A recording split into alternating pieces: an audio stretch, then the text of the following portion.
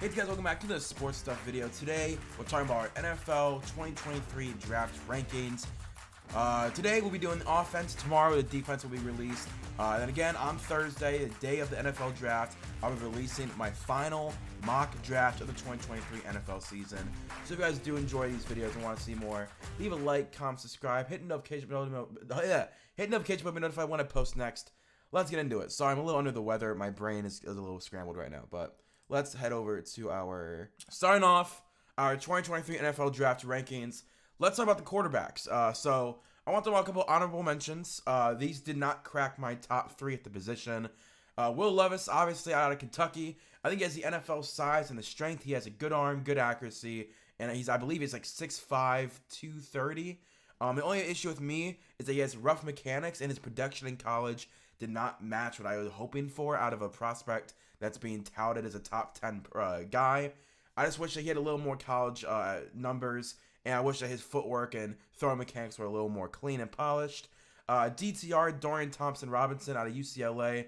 He's an athletic freak. The only issue, he has an injury history. Obviously, he's a day 3 prospect. There's a lot of high upside, but as of right now, out of UCLA, didn't show all that much when it comes to being a quarterback. But I mean, as an athletic freak, developmental kind of guy, I would love for him to get drafted.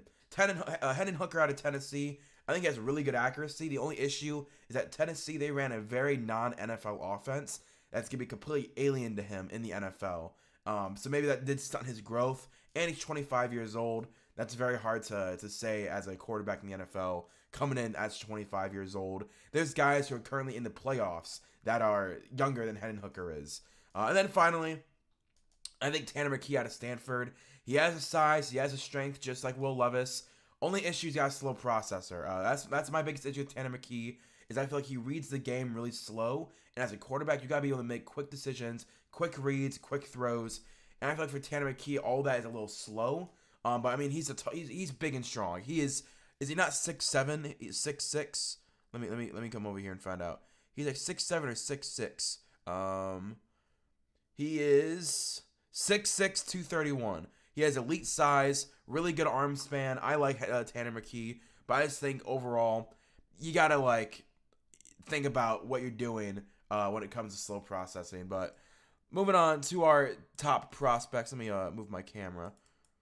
Number 3 overall, there we go.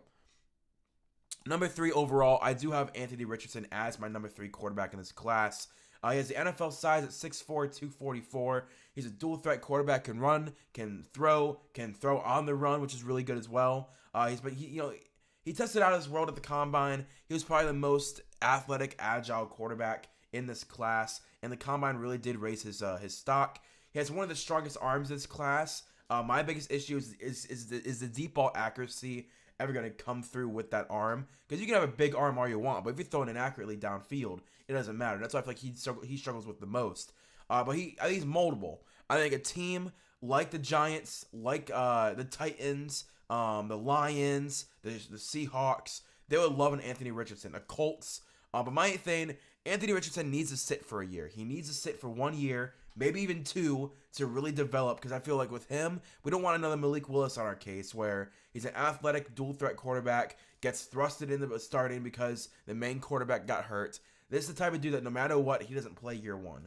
Have him get his confidence, have him get set in your offense, and then year 2, have him start for you. So I think a team like the Seahawks or the Lions make the most sense. He's a top 10. He's a top 10 pick, probably a top 5 pick. Next, we have C.J. Stroud. C.J. Stroud has an NFL size of 6'3", 214. He has great accuracy all across the field. He can make every NFL throw needed. His arm isn't going to wow you, but I think every throw that you're going to need to make in the NFL, he can make. He would probably work best behind a really good offensive line.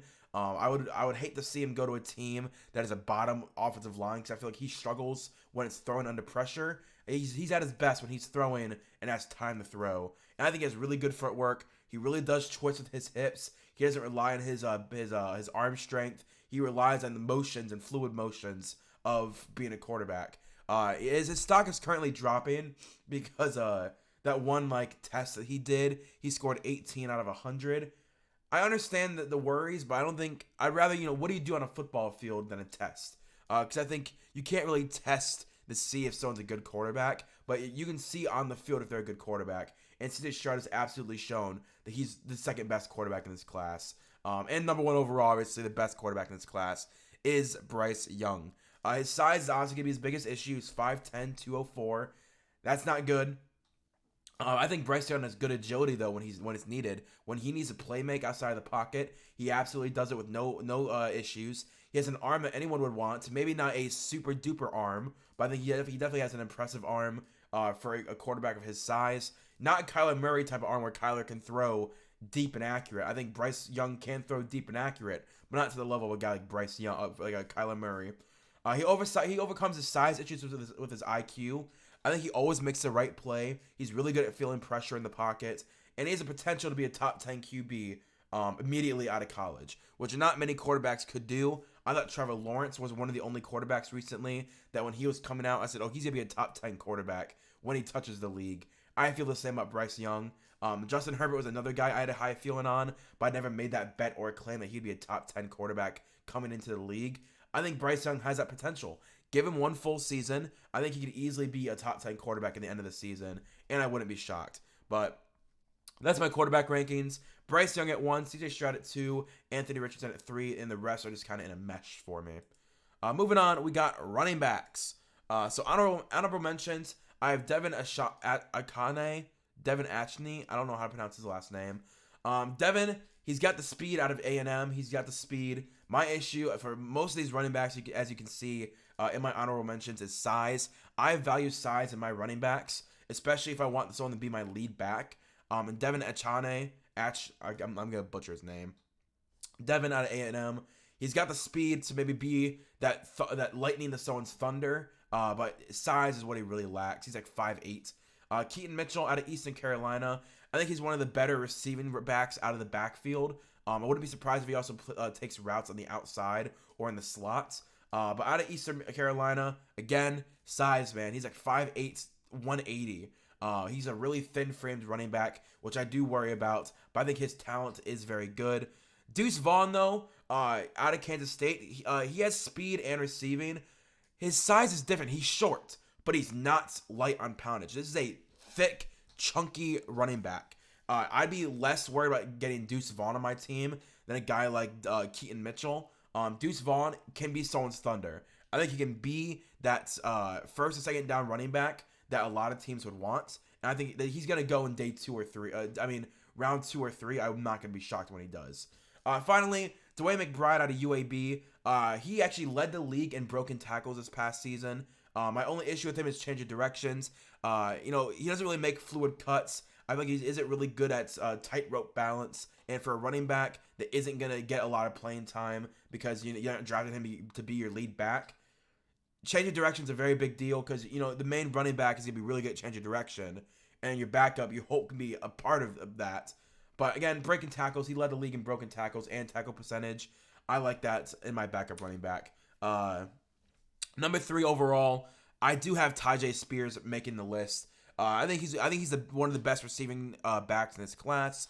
He's an aggressive yet patient runner. I just like Nick Chubb. I think there's a lot of Nick Chubb in that ability of his. Nick Chubb is a downhill aggressive running back, but when he's patient, it always works out for the best. And I think Tyjae Spears in his film has a lot of that ability. Another thing is that he's in low pads. Some running backs run where they're standing up straight like Kareem Hunt, but Tyjae Spears, he has really good bends where he's bent over, ready to tackle someone. Break tackles like ease. And I think he can cut in and out of anything. Tyjae Spears is someone that I would definitely trust to lead my offense if I asked him to. I trust his ability in the backfield. I trust his ability in gap zones, and I trust his ability when it comes to breaking tackles. I like Tyjae Spears as my 3rd running back. Number 2 is gonna be Jahmyr Gibbs. I think he's not the best pure running back, but I think he has the best pure skill set in this class as a running back. He's able to do anything that he needs to touch the field. You can ask him to be a receiver, be a running back, be a fullback. Ask him to be an offensive lineman. This is the kind of guy who's going to do anything he can to prove himself to be on the field. I think he could be the best number 2 in the NFL. Put him with a running back that's maybe like a Saquon Barkley, a guy.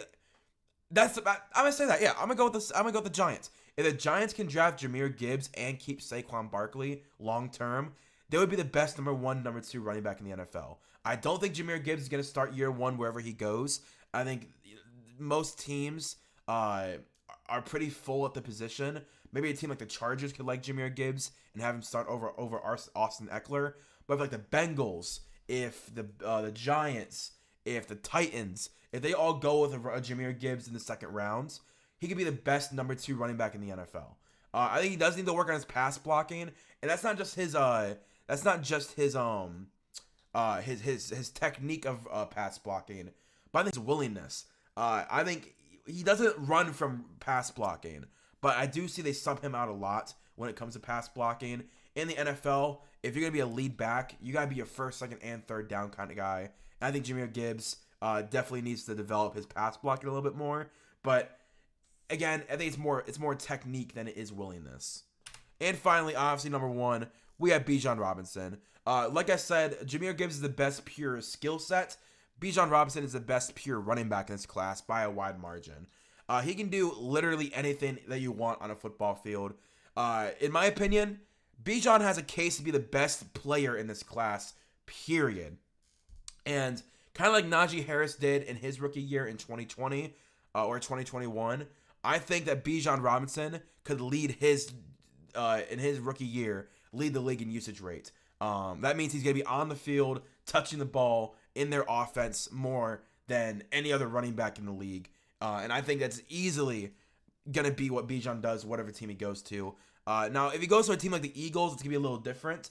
But if he goes to a team that needs a running back like Bijan, he's going to lead the league in usage percentage. He's going to get balls thrown at him. He's going to be taking it out of the backfield. I'm excited to see what Bijan can do in his rookie year. But again, number one, I have Bijan Robinson. Number two, I have Jahmyr Gibbs. And number three, I have Tyjae Spears. Next, we have wide receivers. So, honorable mentions. I think Jalen Hyatt is probably the fourth wide receiver I have in this class. I think he's an elite deep threat. He has really good deep ball skills. But I would definitely still work with him on his hands. He's not the best guy when it comes to catching the ball. But I think when it comes to elite deep threat, he can track the ball really well. He's always in the right spot when the ball's finally hitting its final curve. But I feel like he just drops too many. I think especially in the intermediate game, he's not great at catching the ball. But he has the ball skills to find the ball and get his body where it needs to be. And that's something that you can not teach someone. But you can teach someone to be better at catching. We saw it with Christian Watson last year with the Green Bay Packers. Next is Josh Downs from UNC. I think he's the best slot receiver in this class. And I say slot receiver because I think his route tree is pretty limited right now. If they can develop it, he can maybe move outside. But in the NFL, Josh Downs, he doesn't have a route tree. He is a little short and small as well. Maybe that's why he's a big kicked inside. But I think it's mostly his route tree. He doesn't run the full route tree, or he doesn't even run half of it. He's really just a close to intermediate guy, and that's a slot in the NFL. Jordan Addison out of USC, I think he's the best number two receiver in this class. I don't think he has the pure ball skills to be a wide receiver. An X receiver, but I think he can be a wonderful wide receiver. If the Buffalo Bills can get Jordan Addison, I think that'd be an amazing addition to their offense. Because I think the teams that need a wide receiver and aren't looking for that true number one receiver, they're going to want Jordan Addison. He's going to be at the top of their draft board when it comes to wide receiver. And finally, Parker Washington out of Penn State. You guys know how much I love Parker Washington. I've been hyping him up this entire draft process. I think he's a great developmental wide receiver. I think he's going to have shades of a Tyler Boyd in the NFL. I think also shades of shades of a Robert Woods as well out of Parker Washington. I could definitely see that. I think he just needs to work on his routes. It's not bad, but it's definitely not where you want it to be. But I think he has the size, he has the hands ability. He just needs to develop, and I would love to see what Parker Washington can be in 4 or 5 years. And at number 3, we got my boy Zay Flowers as the third best receiver in this class. Honestly, Zay Flowers could end up being the best wide receiver when it's all said and done from this NFL class. I think he's going to fit any scheme. I think he has legit number one receiver abilities, whether that's separation, body control, anything you want to say an X receiver needs. I think Zay Flowers definitely has that ability. And I think he's going to have a really long, successful career, a la Brandon Cooks and Tyler Lockett. I've been saying since the very beginning, Zay Flowers is Tyler Lockett 2.0. We've seen the great career Tyler Lockett has had. I think Zay Flowers can have that kind of career as well. I'm excited to see what Zay Flowers can do. And a team like the Seahawks absolutely need to go after Zay Flowers because he is Tyler Lockett. You know Tyler Lockett works in your scheme. Just grab him. Next, we have... Oh my gosh, he has such a long name. I have to move my camera. Next, we have Jackson Smith-Njigba. He is 100% the best blocking wide receiver in this class. And for teams that have top of the league running back games, I think Jackson Smith-Njigba makes so much sense.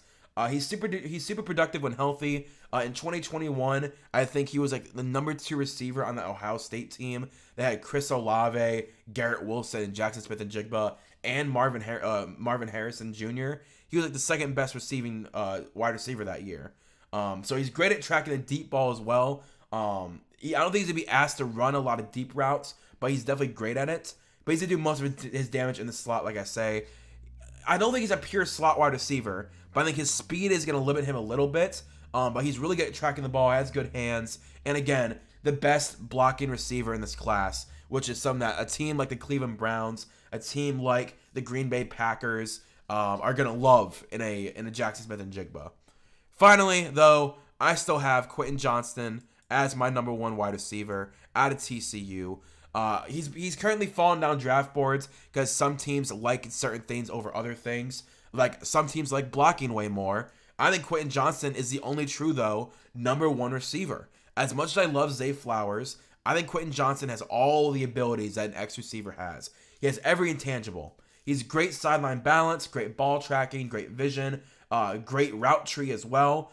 The only thing I could actually see him improving was as a blocker. But if you're the number 1 receiver on a team, you don't need to be the best blocker in the world. I think Quentin Johnston, maybe you could clear up some of his drop issues, but I don't think they're really issues. I want to see what Quentin Johnston can do as a true number 1 wide receiver in the NFL. And I think he has every intangible to be a true number 1 wide receiver. So I got Quentin Johnston as 1, Jackson Smith-Njigba at 2, and at number 3, Zay Flowers. But again, I think Zay Flowers could end up as the best wide receiver once it's all said and done. Tight ends. Some honorable mentions for tight ends. Luke Musgrave out of Oregon State. I think he's a great receiver. I believe he was leading college football and tight end yards per game before his injury. So injuries is definitely an issue, but apparently, his blocking isn't good either. I didn't watch any of his film this year because he was hurt, and I don't have time to go back to 2022. Sorry. Luke Musgrave, again, great receiving tight end. Could have led the league in receptions, but got injured. I wish he could have been healthy the entire year. Next, we have Sam Laporta out of Iowa. You guys know about those Iowa tight ends. They all have wide receiver type route trees. All of them are good receivers, every single one of them, and none of them are good at blocking, coming out at least. And Sam Laporta, same thing. If you're a tight end, you got to block and you got to receive. So far, everyone can receive, but no one can block. That changes with Luke Schoonmaker. I think Luke Schoonmaker's a really good blocking tight end with okay receiving ability. So again, decent hands, not terrible, really good blocker. I think he just needs time to develop as a receiver. And in today's NFL, it's super easy to, in my opinion, develop receiving abilities, especially as a tight end. So I think blocking, honestly, is a harder thing to teach. And he's already got the blocking down. I'd love to see what he can do as a receiver. Just like Josh Whyle, I would bet more on Josh Whyle turning out to be a decent prospect. Because blocking, you always need blocking as an offense. You don't always need a receiver. And Josh Whyle, he's one of the best blockers in this class. If he can work on his catching ability, he can turn out to be a really solid number 2 tight end somewhere. And at number 3 for this class, I have Darnell Washington out of Georgia. He has amazing size. In my tight ends, I love size, catching, blocking. Size, blocking, catching. That's what I look for. Tall and built. Can you block? Can you catch? He's 6'7", 270, and he's an elite blocker and a great receiver. I think he's a high IQ player as well. He knows where to be on every play that he's in. And I think, he's not going to be a deep threat ability. I think small to medium route runner. But this is a guy that's going to beat out someone in camp and become a team's number 1 tight end. I'm excited to see what he can do in the NFL. Next up, we have Dalton Kincaid. That's right. I still have Dalton Kincaid as my number 2 tight end. He led college football in receiving yards last year out of Utah. He's explosive off the line. He's a great route tree for a tight end. Honestly, he is the best modern tight end that I've seen come out in the last couple of years. The thing is, he can't block. Again, what do I say? Great size, blocking ability, catching ability. That's what I say all the time. Is my 3 things that I love to see in tight ends. My camera froze. And Dalton Kincaid lacks his blocking ability, so it's gonna be a little lower for me. Meaning that a guy like Michael Mayer, who is still an amazing receiver, is also an amazing blocker. He's the best overall tight end in this class. He's the best receiver and the best blocker. And he doesn't get bullied by the D-line when he's blocking, which is really important for a young tight end. Because tight end is one of the hardest positions, in my opinion, to develop. And I think he fits in fights every possession. Fits every possession. He fights for every possession, and he has long play speed, which isn't the best, but it's definitely there. I just think Michael Mayer is the best in this class. Tight end is a very hard thing to develop. There's a reason that not many tight ends work out in today's league. It's because it's a very hard thing to develop into. Because you got to remember, you got to know blocking assignments, you got to know receiving assignments, you got to know what's it called? Audibles as well for both offensive line and wide receiver. There's a reason that I watched a podcast about a year ago with, I forgot what tight end it was, but they said for tight ends, there's like 15 meetings a day because you're a part of every single thing that the team does. And I think Michael Mayer has the intelligence to do all the audibles, all the the hot routes, everything needed for a tight end. I trust Michael Mayer the most to really come in and immediately start being a elite tight end for a team. Because tight end is a position that is very, very shallow when it comes to top end talent. So I have Michael Mayer number 1, Dalton Kincaid number 2, and Darnell Washington number 3. Next, we have offensive linemen. I kind of have it as a whole. I have both tackles, guards, and centers. I didn't feel like breaking down tackle, guard, and center. So the first guy off my list is DeJuan Jones out of Ohio State. I think he's the best right tackle in this class. I don't trust him at left tackle. I definitely trust DeJuan Jones to be a franchise right tackle. I think DeJuan Jones will still be a first rounder. It's just that I don't think he's a top 3 talent in this class. Next is Broderick Jones. Again, another guy I trust to be a first round pick. He's agile for his frame, can play left or right tackle, but there's a lot of rumors in the last week or two that they might kick him inside in the NFL. I don't know if I would do it. I think I would trust him at left tackle for at least the first year. But again, I still think he's a first round pick, so he's not off the list too much, but I think he's just not a top 3 talent in this class.